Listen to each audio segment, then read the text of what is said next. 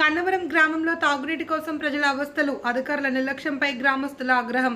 తిరుపతి జిల్లా సత్యవేడు మండలం కన్నవరం గ్రామంలో గత 2 రోజులుగా తాగునీరు అందక స్థానిక ప్రజలు తీవ్ర ఇబ్బందులు ఎదుర్కొంటున్నారు. వేసవిని తలపించే పరిస్థితుల్లో కనీసం తాగునీరు కూడా అందక ప్రజలు అవస్థలు పడుతున్నా సంబంధిత అధికారులు పట్టించుకోవడం లేదని గ్రామస్తులు ఆవేదన వ్యక్తం చేశారు.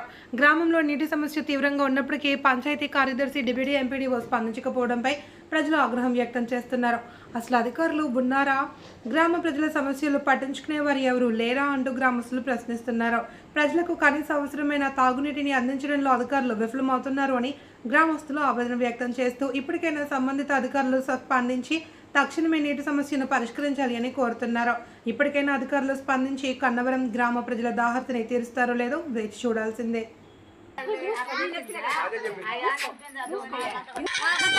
ఎందుకులే